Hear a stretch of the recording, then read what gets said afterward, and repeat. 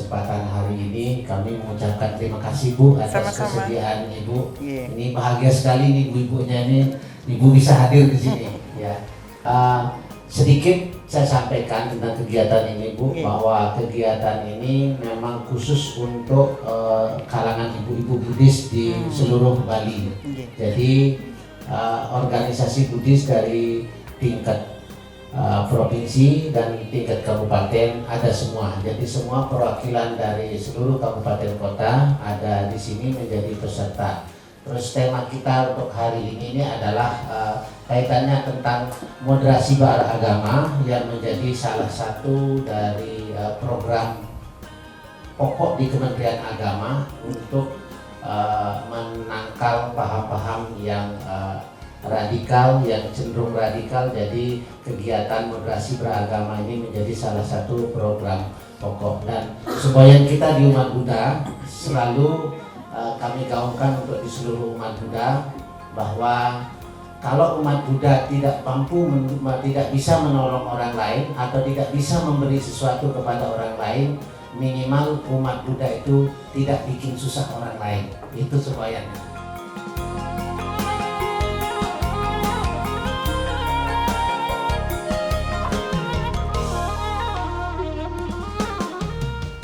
Kenapa kemudian pemerintah kita sekarang sangat getol? Tidak sekarang saja, dari dulu kita diingatkan oleh para pengelingsir, oleh leluhur-leluhur kita yang ada di seluruh Nusantara. Anak cucuku ke depan, kita ini bineka, tetaplah tunggal ika. Gitu. Jadi bineka, berbeda-beda suku kita, banyak sekali suku di Indonesia.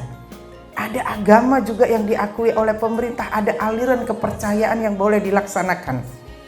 Tetapi tetaplah Ananda tunggal ika. Tunggal ikanya manunggal pemikiran kita bahwa kita ini satu anak bangsa Indonesia. Kalau kita terpecah belah sampai karena agama, karena perbedaan, udah nggak NKRI namanya. Jadi moderasi itu sikap mental. Jadi moderat. Moderasi beragama artinya bagaimana sikap mental kita di dalam menjalankan ibadah, di dalam beragama, sehingga bisa memunculkan keharmonisan, kedamaian, terlebih-lebih di Nusantara yang beraneka ragam, toleransi. Itu jadi bineka tunggal ika. Jadi tidak membuat suasana yang tidak menyenangkan atau kacau atau ricuh ketika kita melaksanakan kegiatan-kegiatan keagamaan yang kita anut. Jadi begitu, tidak menimbulkan sikap yang tidak menimbulkan ekstrim situasinya. Jadi itu mewujudkan toleransi, menumbuhkan keharmonisan, saling menghargai, saling menghormati. Itu sikap mental seorang yang agamis. Jadi orang di dalam masyarakat dengan menganut agama tertentu yang diyakini, itu dia mewujudkan suasana yang harmonis dengan orang lain walaupun dia berbeda suku, walaupun dia berbeda agama. Nanika. Jadi ada etnis Tionghoa, ada India, ada Arab, ada suku Sasak, suku Bali, suku Jawa, dan lain sebagainya. Ada Melayu juga. Nah, tapi di Bali pembauran itu sangat luar biasa. Kalau boleh dibilang pelangi kebinekaan paling indah di Bali. Nah, jadi seperti itu. Nah, kita lihat sekarang di Bali. Di Bali zaman dulu seperti itu. Pembaurannya, toleransinya sangat tinggi. Apapun agama kita di Bali itu nyaman. Justru karena nyaman, kita kaum perempuan jangan terlena. Jadi mulai dari zaman penjajahan kita sudah diketahui kelemahan kita. Bila tidak ada yang menyulut, kita adem ayem saja. Pelangi kebinekaan sangat indah di Bali. Rukun kita. Karena apa? Kita punya sikap mental, yaitu moderasi, moderat kita. Itu. Jadi sikap mental itulah yang memunculkan kemudian bahwa kita harus membuat suasana yang aman, nyaman, damai dalam kehidupan ini.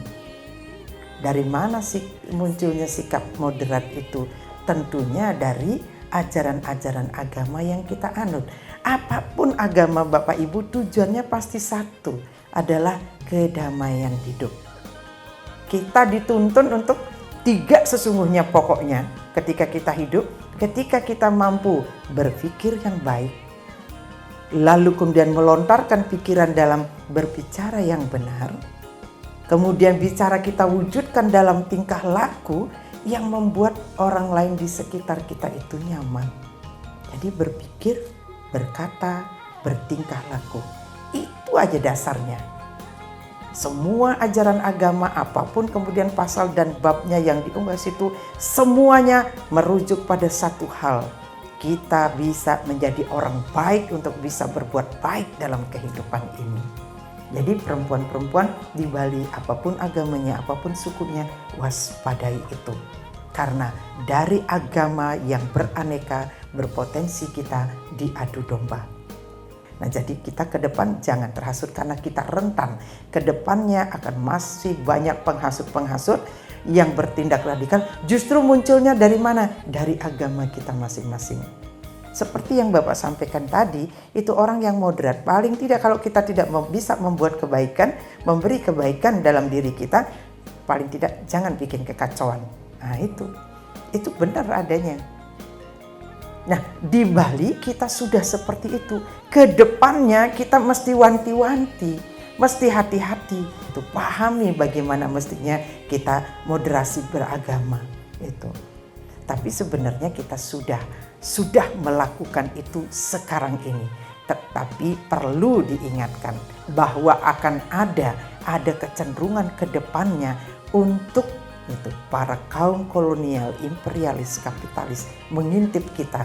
Dengan apa? Menghancurkan semboyan kita. Nah, jadi yang inginkan adalah ibu-ibu sudah berkumpul di sini, pemahaman kita adalah baiklah, kami ini adalah keturunan-keturunan dari para leluhur Nusantara yang sangat moderat.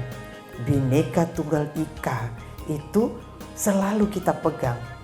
Agama kita, tuntunan hidup kita agar kita menjadi orang yang selalu lebih baik, berbuat baik, membuat suasana menjadi baik. Baik itu tujuannya, apapun agamanya. Nggak ada agama yang bikin jelek, nggak ada. Karena agama itu tuntunan suci di dalam menjalankan hidup dan kehidupan ini. Nah, jadi ibu-ibu yang sudah sangat cerdas ini pasti punya filter yang kuat. Begitu kita membaca, ibu pasti sering googling nih kan, lihat TikTok, lihat FB, lihat IG gitu kan. Ih ada begini, bener nggak ada begini. Jadi WWK, kecerdasan dan rasa suara hati ibu, pakailah itu untuk memfilter. Orang-orang moderat, orang-orang yang sangat mudah menyesuaikan dirinya, membuat suasana menjadi harmonis. Itu kalau moderasi beragama, ya tentunya toleransi, saling menghormati. Itu yang tumbuh dalam sikap mereka. Jadi mulainya dari mana? Dari ibu-ibu mendidik anak-anak kita, dari keluarga-keluarga. Sehingga ketika anak-anak kita siap untuk masuk ke masyarakat, mereka sudah punya akhlak dan budi pekerti yang luhur, sesuai dengan tuntutan kehidupan kita yang damai dan harmonis. Jadi gitu. Jadi ibu-ibu adalah pelopor terdepan dari moderasi beragama dengan menumbuhkan sikap moderat kita. Mulainya dari ibu-ibu, tularkan kepada anggota keluarga kita.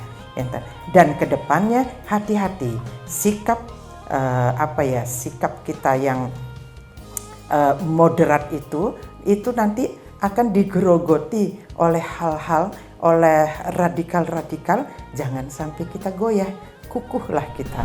Pertanyaan, apa saja potensi peran perempuan dalam mewujudkan moderasi beragama? Perempuan itu penting karena apa? Mulai dari perempuan di rumah kita masing-masing.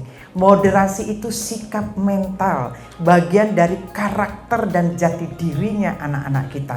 Mulainya dari rumah. Kalau nanti moderasi beragama, dari moderasi itu kan sikap mental. yang akan menumbuhkan ketika masuk ke ranah agama, sikap mental yang bagus akan menumbuhkan toleransi, saling hormat, menghormati. Peranan perempuan, ajarkan anak-anak kita belajar dari rumah saling hormat. Kalau nggak diajarkan dari rumah, dia nggak tahu rasa menghormati. Jadi itulah keharmonisan dengan kemampuan seorang perempuan, keluarga jadi harmonis.